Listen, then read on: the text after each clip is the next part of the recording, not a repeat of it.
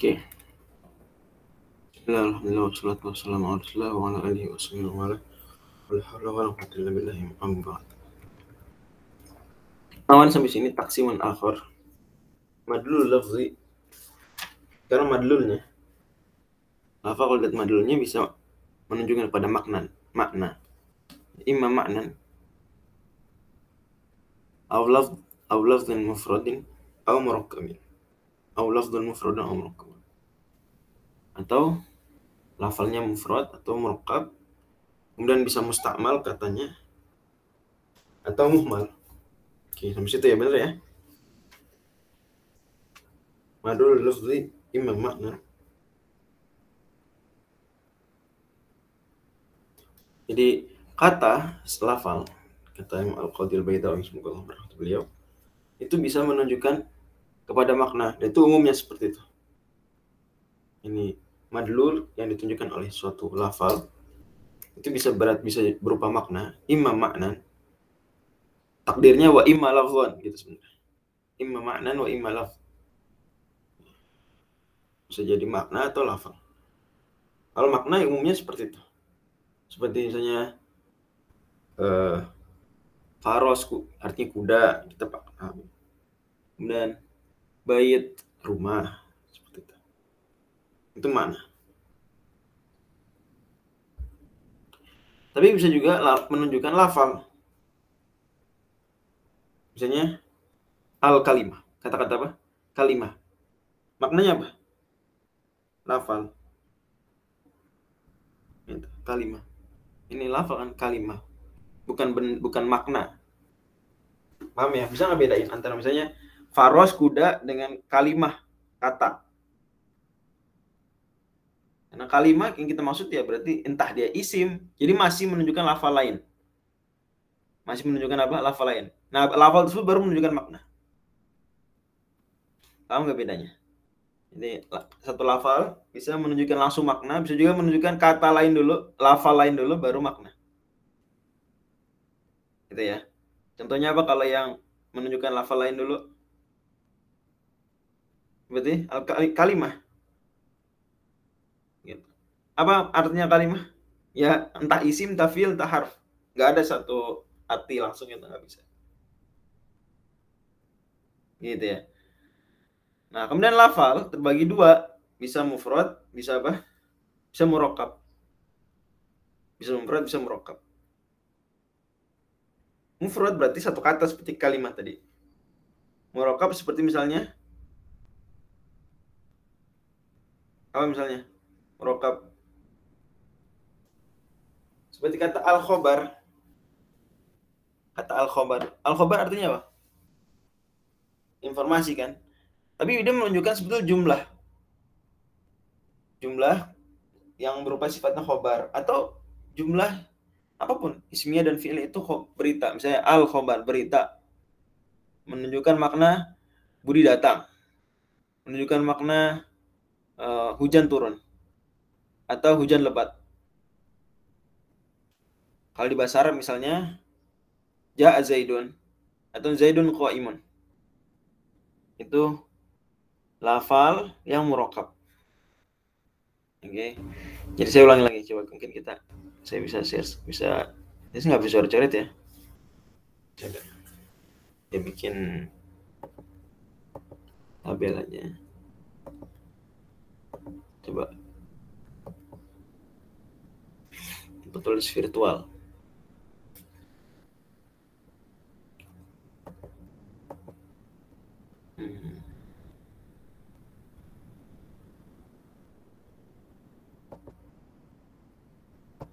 Oke.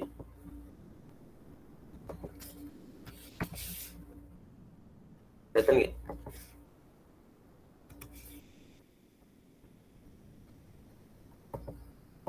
Oke. Jadi dari mana? Lafal.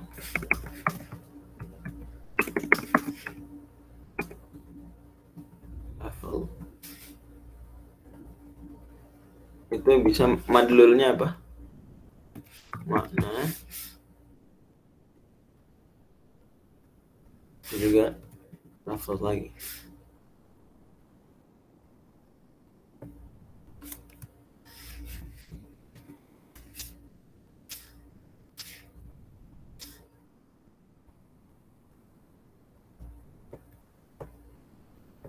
Oke, ini ya.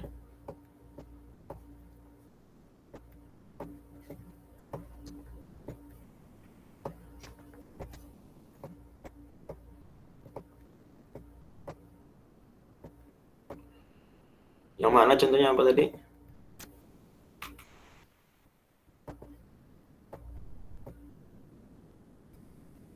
Zefaros.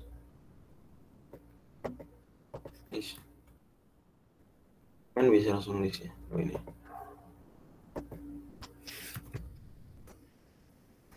Alfaros. Zaidun sendiri.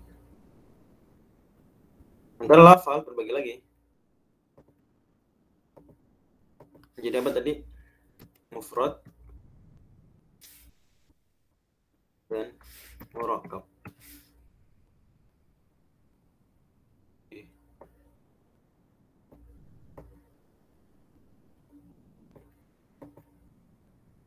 Contohnya apa? Jadi mufrad kalimah, al-kalimah. Karena menunjukkan sebetulnya lafal apa tadi? Isim atau fiil atau harf. Murakkab tentunya tadi apa? Al-khobar. Al-khobar. Atau al-jumlah juga bisa sebenarnya. Karena khobar berarti ya informasi seperti ya Zaidun atau koma atau Zaidun qaim. Oke. Ya. Kata penulis lagi.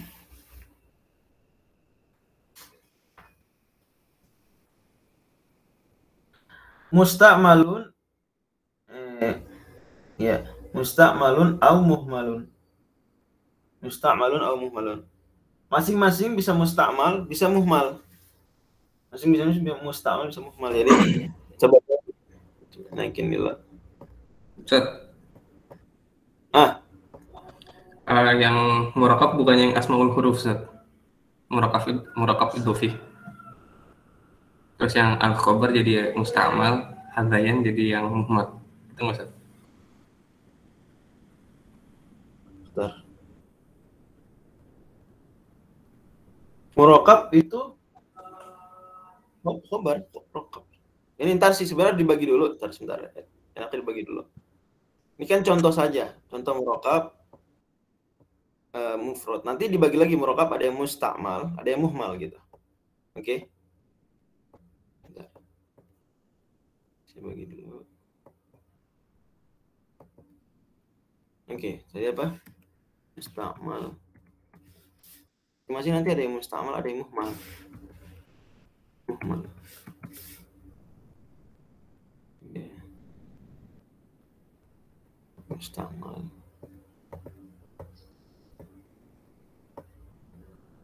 Ini muhmal.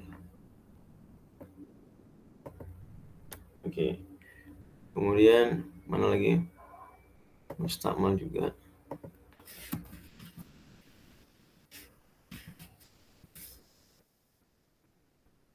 Muhmal. Ini besok-besok saya langsung sediain PPT-nya kali ya. Ya, lebih cepat. Oke, nah begini. Kalimah itu contoh dari mufrad yang apa?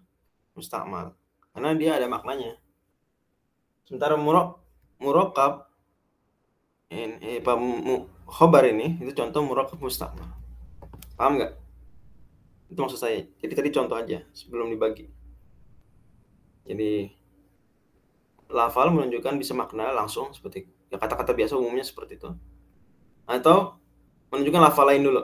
Oke, lafal lain bisa apa? Bisa satu yang tunggal atau yang kompleks bersusun. Yang tunggal dan bersusun bisa dipakai sehari-hari, bisa muhmal, bisa enggak dipakai. Gitu. Nah, baru ketika di sini yang muhmal apa baru tadi yang huruf-huruf hijaiyah. Huruf-huruf hijaiyah. Baru misalnya apa? Al-jim. Baru mufrad ya al-jim. mufrad. Tapi muhmal apa Jim? Gitu ya. Oke. Paham bedanya tadi? Itu yang Bang Zaid, Bang Jabar maksudnya itu enggak?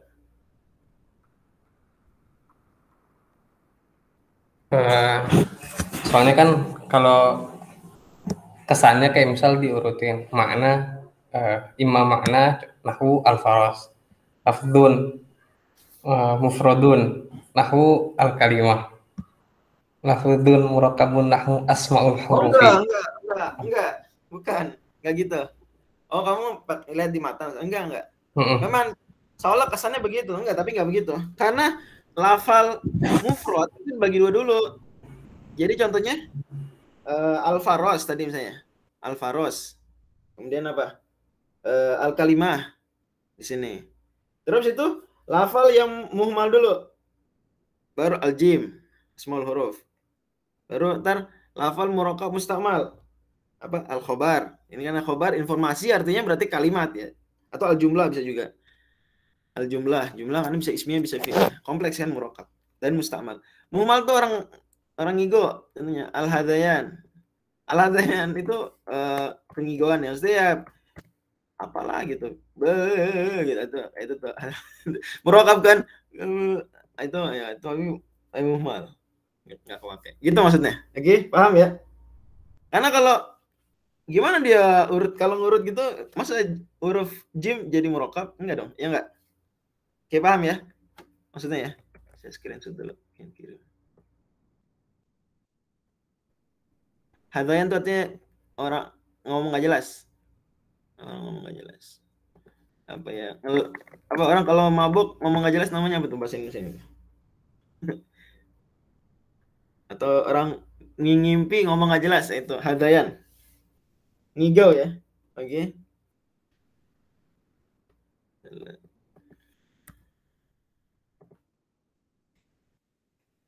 Bagus. Saya nggak tahu udah ada yang bikin tasjir minhajul usul atau belum. Mind mapnya maksudnya. Oke. Tapi makanya begini. Jadi itu maksudnya. Wadul lafzu imam maknan au lafzun mufradun au murakkabun musta'malun au muhmalun. Itu cara memahaminya begini. Oke, ngerti ya semua ya?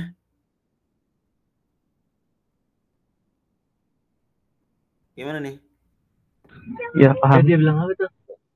Sorry, kenapa? Gak apa-apa, paham. Oke ya. Iya. Oke. Balik lagi ke matan. Wal murakkabu contoh nahwul farasi wal kalimati wal asmail hurufi wal khabari wal hadayan. Paham Mas nih. Jadi tadi cara memahami urutan cerita gitu. Dan ini rata-rata matan begitu. Kalau dia ngasih taksim bla bla bla bla, terus contohnya belakangan. Tapi contohnya biasanya mewakili masing-masing taksim tersebut. Malah kadang tanpa perlu disebut taksimnya juga pembagiannya, itu urutan contohnya sudah merupakan pembagian sebetulnya. Sering kayak gitu. Beberapa matan kayak gitu. Ya. Yang nasr ya pasti. Ya, yang nggak nasr pun kadang itu ya umumnya begitu juga. Tapi kalau yang nasr tuh di antara ciri khasnya sering seperti itu. Gitu. Kayak misalnya matan ajurumiyah menyebutkan khobar yang berupa jumlah ya, yang ghairu mufrad ya. Jumlah atau syibu jumlah dia bilang ghairu mufrad. Ghairu mufrad arba'ah, terus dia sebutin 1 2 3 4. Nah, 1 2 3 4 sebenarnya masing-masing pembagian juga, cuma nggak disebutin nama pembagian ya kan. Nah, kayak gitu contoh. Atau ketika di matan Al-Qawaqa Besar yang Suyuti disebutkan tentang pembagian hukum-hukum rukhsah, beliau sebutkan dulu rukhsah bisa wajib bla bla dan seterusnya.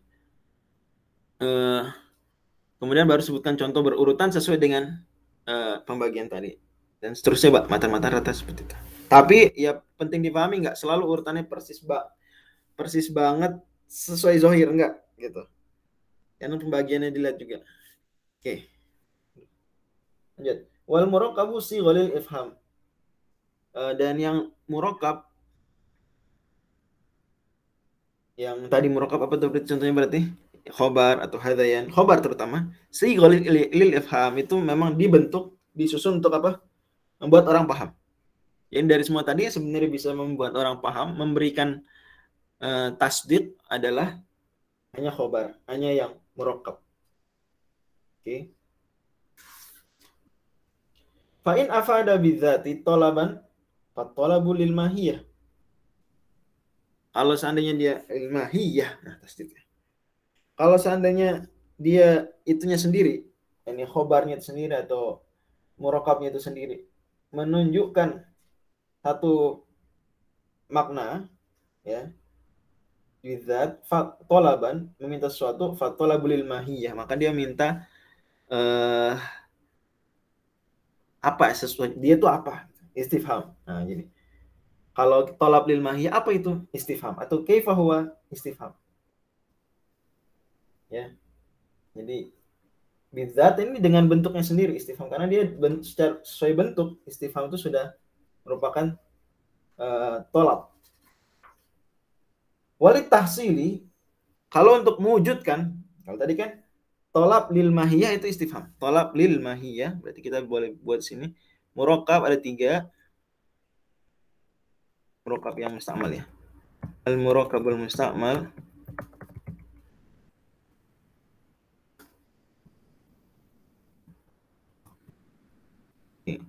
pertama apa? Istifham.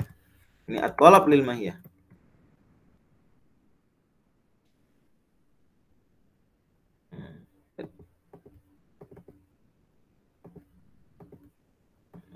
Murakab mustakmal bisa at-talab lil mahiyah atau bisa juga dia at-tahsil.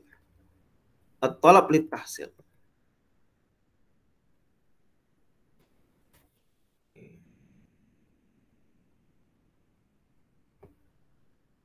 At-talab lil mahiyah contohnya tadi apa? Istifham. Karena dia nanya apa sih itu sebenarnya? Nah, itu istifham. Talab lil mahiyah, minta sesuatu untuk dijelaskan apa dia atau tentang dia itu gimana, itu istifham. Kaifa huwa ma huwa dan seterusnya. Adapun talab lit tahsil maka bisa saja dilakukan oleh orang yang lebih tinggi. Berarti ma'al isti'la. Dilakukan orang yang lebih tinggi kedudukannya. Oke. Atau mat tasawi, dilakukan oleh orang yang derajatnya sama seperti teman sekelas. Atau ma'at tasaful.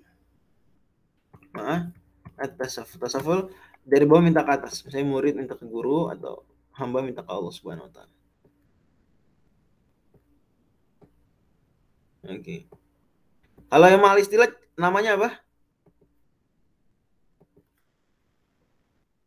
Amr. Al-amr.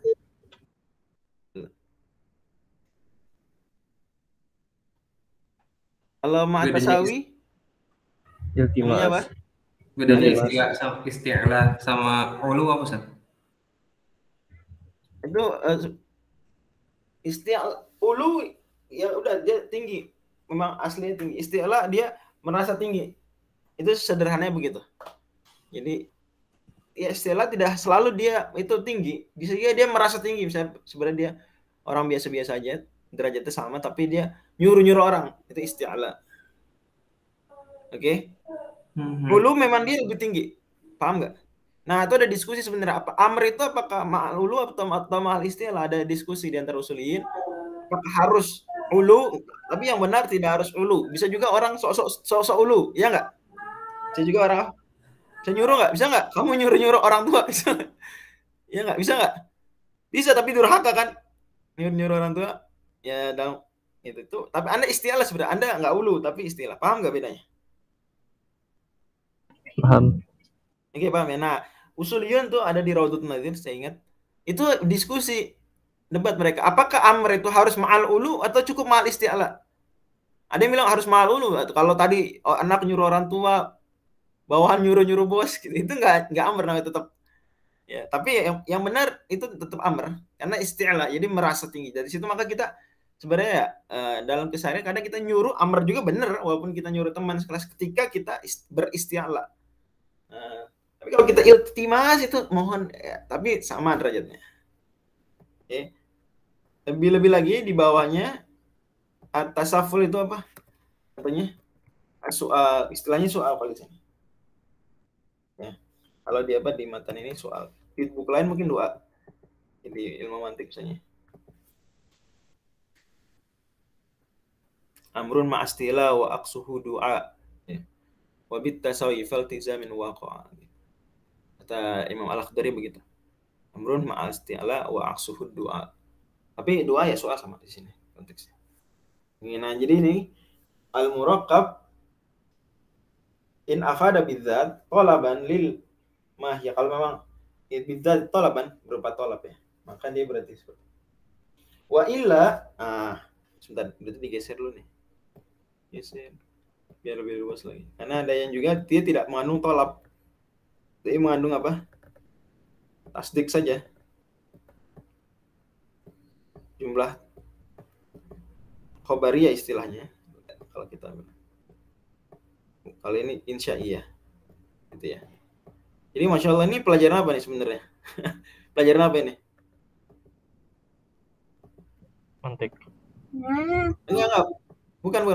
Ya mantik juga, tapi pelajaran apa? Balaghah ya. Ya enggak? Aslinya balaghah. Aslinya ini semua di mana? Di balaghah. Jadi di bawah mantik, di bawah usul fikih gitu ya. Lari macam-macam. Karena yang balaghah ya bahasa. Kan coba pertanyaan saya, di antara ciri pembeda manusia itu apa?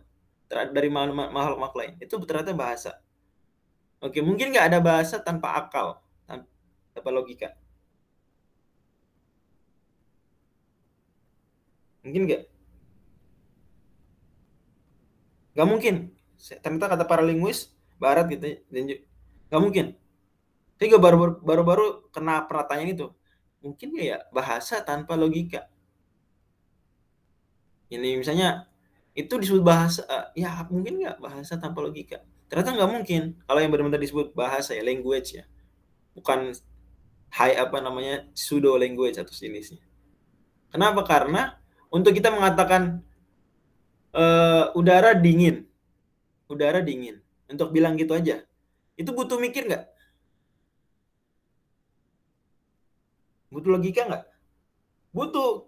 Untuk menentukan ini dingin atau panas itu kan butuh logika, ya nggak?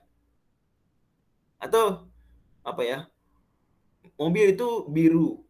Untuk menentukan biru, kita kenapa nggak merah? Kenapa nggak bilang hijau? Nah itu butuh logika. Makanya dari situ sebenarnya para linguis tidak menyebut burung-burung itu dengan bahasa. Ini sebenarnya nanti lah saya ini baru dengar aja, kemarin saya nonton video seorang pakar filsafat gitu. Dia ngomong, apakah mungkin orang berbahasa tanpa berlogika, atau mungkin seorang makhluk hidup lah, seekor makhluk hidup. Mungkin enggak. Nah di Quran sendiri Allah nggak bilang bahasa burung, tapi mantiqat thair. Mantiqat thair. Nggak bilang lisanut thair atau lughatut thair, tapi mantiqat thair. Jadi pembedaan di situ. Kenapa disebut mantiqat thair? Sebenarnya apa ini? Gitu ya. Itu menarik nanti pembedaan itu. Artinya Quran sendiri mengisyaratkan ada pembedaan. Intinya adalah bahwa tadi kenapa kok ilmu mantik bawa balaghah? Karena bahasa itu dan logika saling berpadu. Bahasa dan logika saling berpadu. Oke, kita sini lagi. Wa illa, ini wa ilam apa? Wa illa di sini maksudnya apa? Wa ilam yufid bidzati talaban. Gitu. Oke, masih.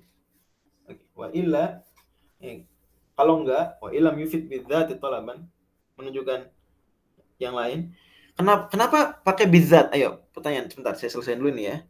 Berarti dia lam yufid talab. Lam yufid talab berarti ghairu talabi. Tadi gimana? Sebentar, bagian sebelumnya. At-talab.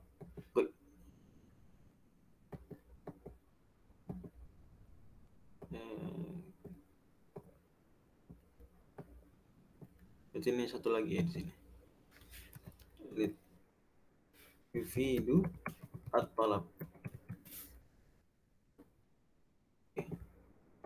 Di sini.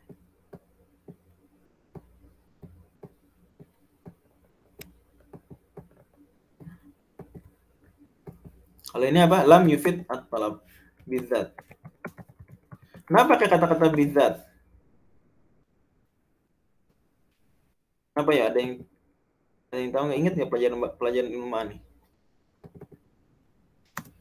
Karena bisa saja khobar juga maknanya apa?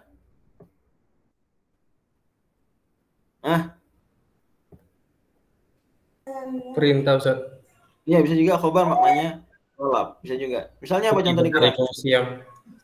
Apa? Kutiba alaikum siyam Ustaz. Nah, kutiba alaikum itu khobar kan sebenarnya, ya enggak? Iya. Tapi gitu. Atau at-talaqu marotani. Atau wal walidatu wal walidatu yurdi'na auladahun. Wal walidatu yurdi'na auladahun.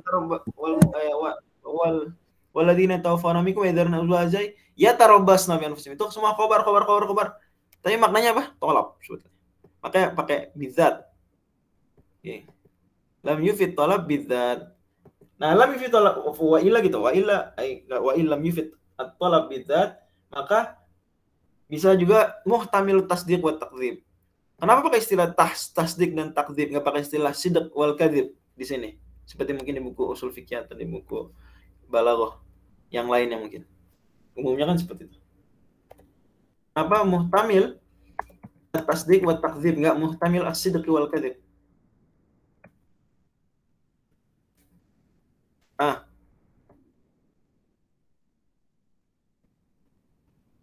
Karena relatif. Relatif gimana relatif? Bisa jadi menurut satu orang benar, menurut orang lainnya salah. Nah, jadi bisa begitu juga karena gini, agar nggak bermasalah di Quran dan hadis. Ya kalau misalnya kita muhtamil sidq wal kadzib berarti apa? Quran itu ada khobar kan? Berarti apa? Muhtamil sidq dan kadzib dong, mungkin bohong dong. Nah, karena biar nggak bermasalah, sebagian usuliyin bilang enggak, kalau gitu muhtamil tasdiq wa takdzib. Karena Quran muhtamil takdzib enggak? Iya. Muhtamil tapi muhtamil kadzib enggak? Enggak. Oke, paham ya? Jadi situ kenapa sebagian usuliyin memilih istilah muhtamil tasdiq wa takdzib. Ada lagi yang lain biar muhtamil sidq wal kadzib juga, cuma pakai tambahan li dzatihi.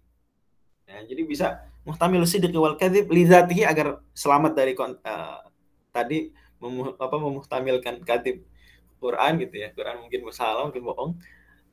Nah, ada yang larinya ke muhtamil tasdiq wa takdzib. Muhtamil tasdiq wa takdzib.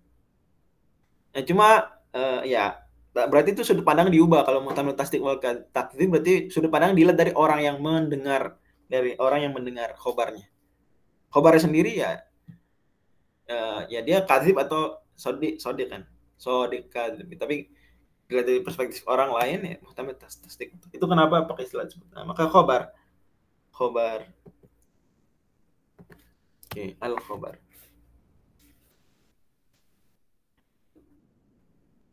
Oke. Itu khobarun wa ghairuhu. Ini maksudnya berarti selain yang muhtamil atas jawab takdzib, yaitu tanbih. Saya kasih contoh. Wayan dari jufihi tamanni wa taraji wal qasam, tamanni wa taraji wal qasamu wan nida'u. Masuk di situ lain-lain. Berarti di sini sebenarnya ada beda sedikit dengan pembagian balaghiyin, ya. Ada beda sedikit di mana kalau balaghiyin membaginya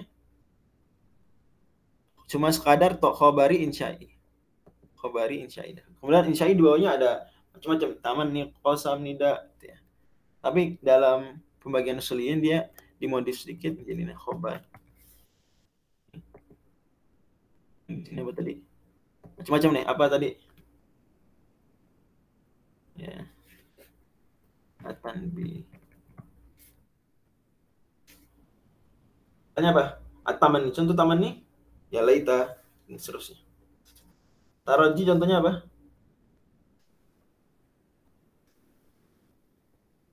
La'alla. La'alla. Sudah apa lagi? Contoh qasam ya sumpah. Jadi sumpah itu sendiri ya. Bukan jawabul qasam. Yang dimaksud al-qasam di sini orang suka salah paham. Yang dimaksud al-qasam adalah wallahinya, bukan jawabul qasamnya. Ya, tanbih istilahnya. Ya. Nah, di bawah tanbih bisa macam-macam. Misalnya apa? Tadi sebutnya.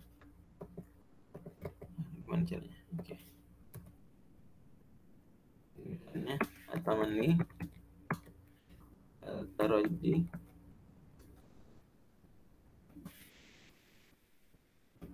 al-qasam. Nida ini maksudnya nidanya, ya Zaidun, ya Zaidunya, bukan kata-kata setelahnya. Kalau kata-kata setelahnya ya bisa khobar, bisa istifham gitu ya. Nanti misalnya ya Zaidu ta'ala, berarti ya Zaidunya itu masuk kategori ini, ta'alanya masuk kategori amar misalnya atau iltimas. Oke. Mungkin kayak gini lah. Mungkin.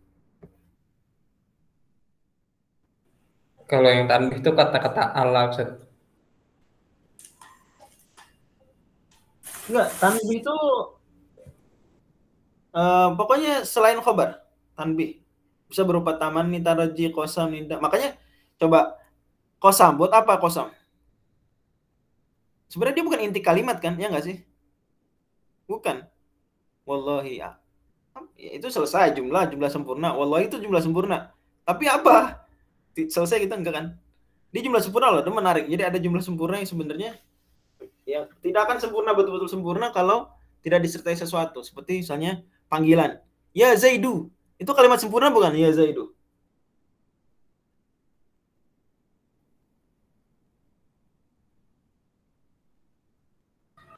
Iya. Sempurna.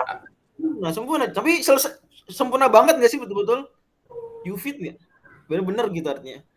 Dia udah jumlah mufidah ya Zaidu. Tapi dia sebenarnya statusnya tanbih aja.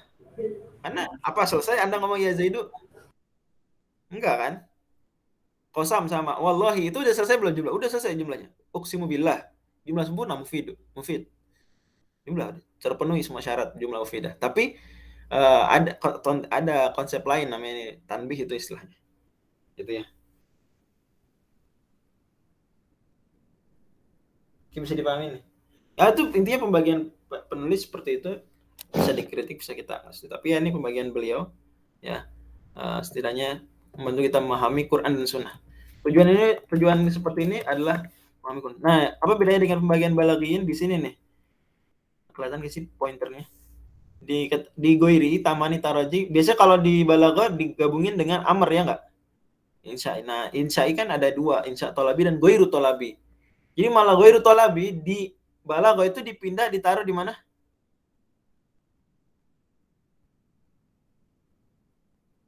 Di temannya khobari. Kayak ngerti nggak? Cek.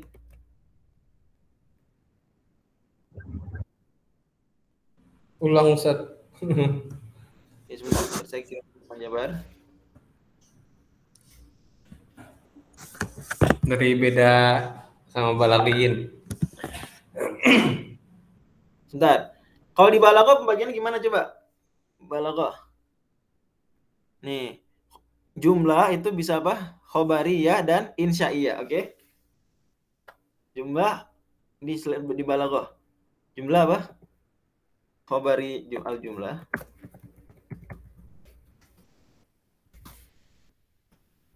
Itu bisa khobariyah dan insya'iyah atau khobar dan insya' boleh. Khobar dan al-insya'. Ya, apa yang disebut dengan al-khabar itu yang istilahnya yahtamilut tasdiq wa taqdib tadi atau yahtamilut sidq wal kadzib. Adapun insya yang enggak begitu. Nah, insya dibagi dua lagi. Insya talabi dan insya ghairu talabi. At-talabi dan ghair at-talabi.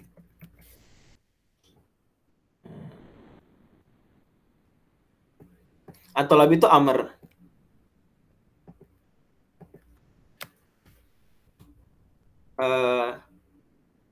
Istifham. Amr, nahi, istifham. Jadi yang menuntut sesuatu. Ghairu talabi yaitu tadi tamanni,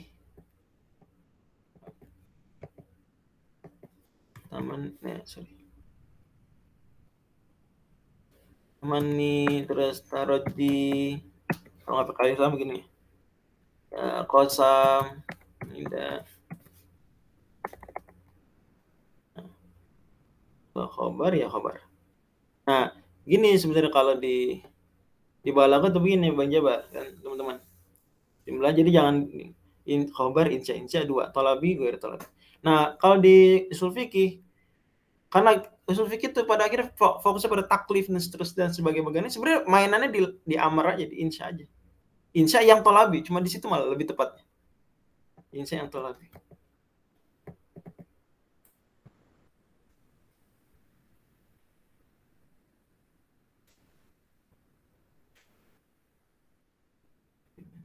Dan seterusnya. Oke.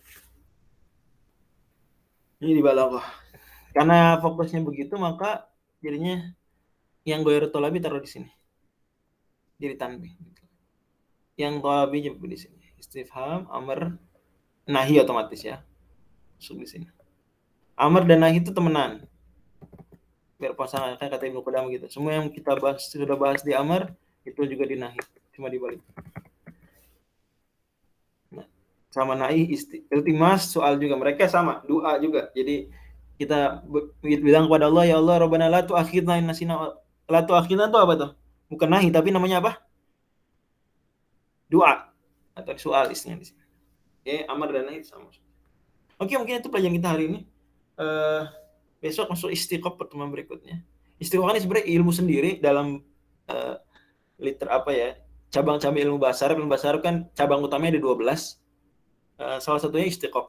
Nah, mungkin istiqoq ilmu terpenting ya setelah coba ilmu bahasa Arab yang paling penting itu sorof, oke, nahwu, dan ilmu imla. Dulu nama lamanya itu ilmu khat. Cuma kalau hari ini kita bilang ilmu khat, dikiranya ilmu nulis indah ya kan? Ya, jadi ilmu imla, lebih pakai populer namanya. Sebenarnya dulu nama ilmu khat tuh maksudnya ilmu apa? Ilmu imla itu cara nulis hamzah, bla bla, cara nulis alif atau ada huruf dibuang, ada huruf nggak dibuang gitu. Ditulis dibaca nggak ditulis. Itu ilmu khat dulu namanya. Cuma kesini-sini jadi ilmu khat tuh malah ilmu menulis indah ya. Khat kufi, khat nasriyah, ilmu tentang ragam font kalau istilah kalau di Microsoft Word. Kita ulang lagi, ilmu yang penting dalam bahasa Arab tuh sorof, nahwu, ilmu imla, balaghah, istiqoq. Itu yang paling terkait banget dengan ini. Sama balaghah tentu 3 ilmu ya sebenarnya. Balaghah, bani, bayan, badiah. Terus sama ilmu matnul lughah, ilmu kosakata. Kosakata sendiri itu ilmu sendiri. Jadi ilmu lughah yang kosakata. Jadi banyak orang jago sorof, jago nahwu tapi kosakatanya minim ya. Itu berarti dia sebenarnya fokusnya di 2 cabang ilmu sorof dan nahwu tapi lupa di cabang ilmu yang modal awal sebenarnya matnul lughah. Istilahnya kosakata. Matnul lughah. Ilmu matan bahasa Arab ini, kosakata. Ilmu kosakata. Oke, coba saya ulangi lagi. Jadi tadi ya. Sorof, nahwu, imla, terus apa tadi? Balaghah, istiqoq, kemudian sama matnul lughah. Itu yang penting lah, 6 nih penting banget, paling penting. Ya kalau ilmu arud nggak terlalu lah. Ya gitu ya, nggak terlalu. Terus ikhot sendiri nggak terlalu penting, artinya ya kita selalu bisa satu pola, nah sudah cukup lah. Nah istiqoq tapi urutannya di bawah urgensi semua tadi, dari semua tadi yang agak kesekian istiqoq. Cuma istiqoq itu syarat ahli tafsir. Bagaimana disebutkan Imam Suyuti dalam Al-Itqan, ilmu istiqoq, ilmu syarat ahli tafsir. Kenapa? Ya karena banyak hal terungkap di Al-Quran itu dengan ilmu istiqoq, tidak cukup ilmu sorof. Sorof dan istiqoq mirip. Ada ini nanti satu konsep, karena nggak akan bisa istiqoq kalau sorofnya jeblok ya. Karena itu modal awal untuk istiqoq itu sorof. Sebagaimana modal awal balaghah itu nahwu. Jadi berpasangan, nahwu itu badan, balaghah ruhnya, sorof itu badan, istiqoq itu ruhnya. Istiqoq itu nanti kita kenalan lah di pekan depannya. Tapi ini sementara taksim al-alfad seperti ini hari ini kita belajar. Coba kita review dulu. Jadi gimana tadi kesimpulannya? Madlul lafal itu bisa apa? Bisa menunjukkan makna, bisa menunjukkan lafal lagi. Contoh yang menunjukkan langsung makna apa misalnya? Al-faros, kuda, zaidun, budi, al-baitu, al-bahru, dan seterusnya. Ini langsung kosakata betulan. Sementara yang menunjukkan lafal itu apa? Ya lafal lain, misalnya contoh al-kalimah. Itu kan lafal. maknanya madulnya dari al-kalimah apa? Ya isim. Isim butuh madul lagi ya, isim ya itu kata yang memberikan makna sendirinya, tidak terkait dengan zaman kan gitu. Fi'il makna kata yang menunjukkan makna dengan sendirinya terkait dengan zaman. Harf yang kata yang tidak menunjukkan makna kecuali kalau dirangkaikan dengan yang lain dan seterusnya. Itu kan berarti itu baru makna kalimat. Nah, atau al-khobar. Al-khobar apa makna khobar ya? Al-khobar ya itu menunjukkan Ja'nil khobar kan beda dengan Ja'ni Zaidun. Ja'ni khobar dengan Ja'ni Zaidun beda. Ja'ni Zaidun ini sesuatu. Ja'ni khobar udah tahu kita Zaidun langsung. Ja'ni khobar apa khobarnya? Kita tanya lagi dulu. Oke? Ke makna lain, ke lafal lain. Nah, lafalnya murokab nggak mungkin. Khobar itu ya kalaupun dia nampak satu kata, tetap takdirnya lebih dari satu kata kan? Gitu. Ya, teman-teman tahu lah ini udah awal kayak gini. Nah, kemudian ada yang musta'mal, muhmal itu misalnya huruf-huruf hijaiyah, al-jim, al-ba dan seterusnya. Asmaul huruf ya kita istilahkan. Asmaul huruf hijaiyah.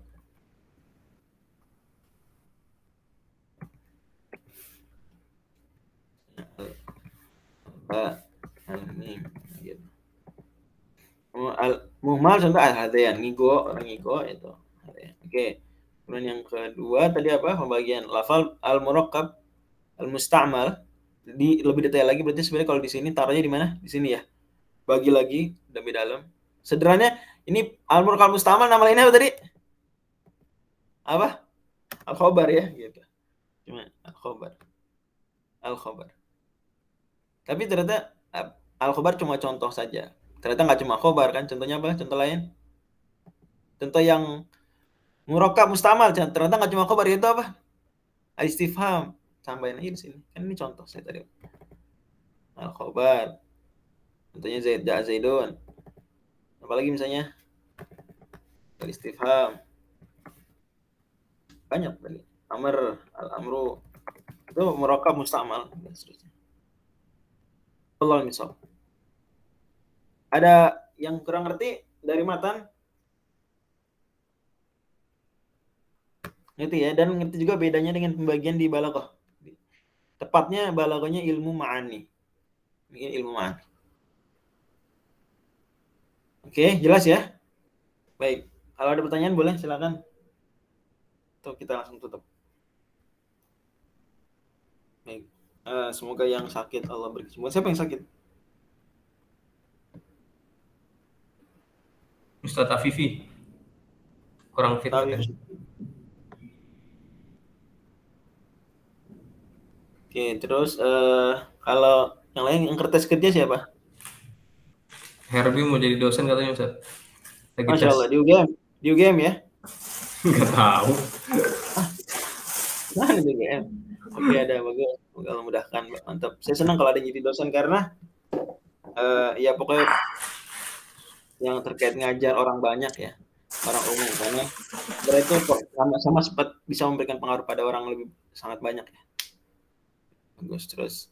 Ustaz Miftah, izin aja ya. Oke. Sakit syafahullah. Subhanakallahumma wa bihamdika asyhadu an la ilaha illa anta astaghfiruka wa atubu ilaik. Assalamualaikum warahmatullahi wabarakatuh.